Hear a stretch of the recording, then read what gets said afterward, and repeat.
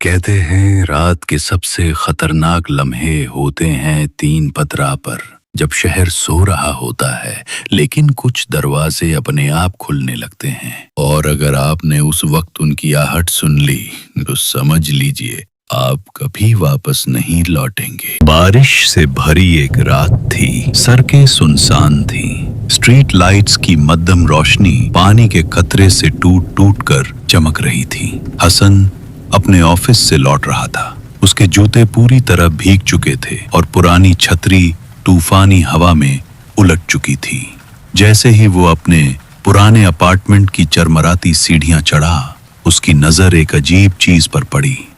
उसकी पड़ोसन बीबी फरीदा का दरवाजा थोड़ा सा खुला हुआ था। बीबी फरीदा बहुत सावधान औरत थी। वो हमेशा दरवाजे को डबल लॉक करती थी, यहां तक कि दिन में भी। हसन कुछ पल रुका, फिर धीरे से बोला, बीबी फरीदा, सब ठीक है? कोई जवाब नहीं आया। कमरे के अंदर से सिर्फ एक बल्ब की हल्की झिलमिलाहट दिखाई दे रही थी। हसन ने अंदर जाने के बारे में सोचा, लेकिन अचानक उसकी रीढ़ में एक ठंडी सनसनाहट उतर गई। उसे कुछ गलत महसूस हुआ। वो जल्दी से अपने फ्लैट में चला गया। मन ही मन बोला, सुबह देख लूंगा। रात को ठीक 3:15 पर हसन अचानक जाग गया। उसे नींद से एक अजीब आवाज ने खींचा। ठक ठक ठक।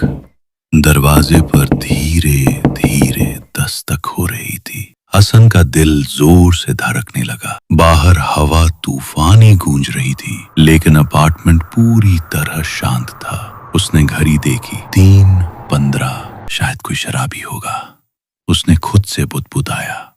लेकिन अंदर ही अंदर जानता था कि इतनी रात को कोई क्यों आएगा। वो धीरे धीरे दरवाजे तक गया और पीप होल से झांका। कुछ नहीं।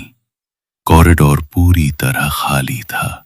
तभी दरवाजे के एकदम पास से एक ठंडी सरगोशी सुनाई दी, खोलो। सुबह वो खुद को समझाता रहा कि ये सपना था, लेकिन नीचे जाकर उसने देखा कि बीबी फरीदा के फ्लैट के बाहर भीड़ लगी है। पुलिस मौजूद थी।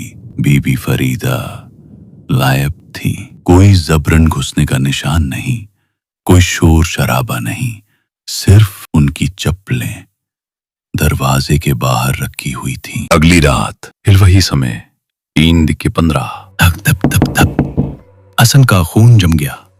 उसने इस बार पीप होल में झांकने की हिम्मत भी नहीं की, लेकिन अगले ही पल उसने देखा कि दरवाजे की नीचे वाली दरार से एक साया कमरे के अंदर सरकने लगा। ऐसा लग रहा था जैसे किसी का पांव धीरे धीरे अंदर आ रहा हो। उसके कानों में सरगोशी गूंजी, ए दया, अब तुम्हारी बारी है। सुबह उसने डरते डरते नीचे रहने वाली बूढ़ी औरत से पूछा, आंटी, क्या आपने भी कभी ये दस्तक सुनी है? वह औरत कांपते होठों से बोली, बेटा, ये इमारत बदनाम है। हर कुछ साल में कोई न कोई 3:15 पर गायब हो जाता है, और जो ये दस्तक सुन ले वह कभी बच नहीं पाता। हसन के पैरों तले जमीन खिसक गई। तीसरी रात उसने ठान लिया कि चाहे जो हो जाए वह दरवाजा खोलेगा। वह बिस्तर पर जागता रहा। दिल जोर जोर से धड़क रहा था। घड़ी की सुई जैसे जानबूझकर 3:15 की तरफ खींच रही थी। और फिर धक धक धक धक। पसीने से भीगे हाथों से उसने धीरे धीरे कुंडी खोली। दरवाजा चरमराता हुआ खुला। सामने बीबी फरीदा खड़ी थी। उनका चेहरा एकदम सफेद, आंखें पूरी तरह खाली, और होठों पर एक लंबी डरावनी मुस्कान। उन्होंने धीमी आवाज में कहा, मैं तो आ गई, अब तुम्हें साथ चलना होगा। इससे पहले कि हसन चीख पाता, वह साया उस पर झपटा और कमरे की हर चीज गहरे अंधेरे में डूब गई। सुबह पुलिस ने हसन के कमरे का दरवाजा खोला। अंदर सिर्फ उसकी चप्पलें पड़ी थीं, ठीक उसी तरह जैसे बीबी फरीदा की मिली थी।